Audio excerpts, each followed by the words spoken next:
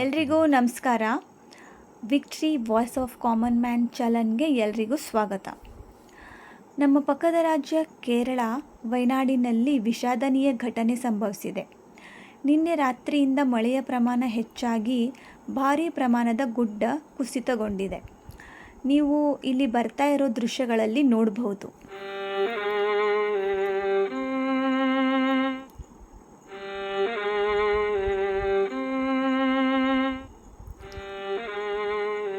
ಗುಡ್ಡ ಕುಸಿತದಿಂದ ಜನರ ಜೀವನ ಅಸ್ತವ್ಯಸ್ತಗೊಂಡಿದೆ. ರಕ್ಷಣಾ ಸಿಬ್ಬಂದಿ ಅಲ್ಲಿಯ ಜನರನ್ನು ರಕ್ಷಿಸಿ ಸುರಕ್ಷಿತ ಜಾಗಗಳಿಗೆ ತೆರಳಿಸುತ್ತಿದ್ದಾರೆ. ಇನ್ನೂ ತುಂಬ ಜನರು ಸಿಲುಕಿಕೊಂಡಿದ್ದಾರೆ. ಅವರನ್ನು ರಕ್ಷಿಸುವ ಕಾರ್ಯದಲ್ಲಿ ತೊಡಗಿದ್ದಾರೆ.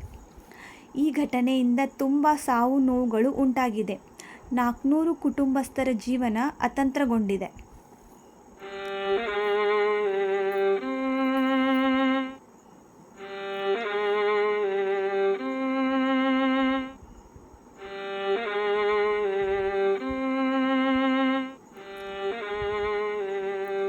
ಈ ಥರ ದೊಡ್ಡ ದುರಂತವನ್ನು ನೋಡಿದರೆ ಸ್ನೇಹಿತರೆ ಮನಸ್ಸಿಗೆ ತುಂಬಾ ಭಾರವಾಗುತ್ತದೆ.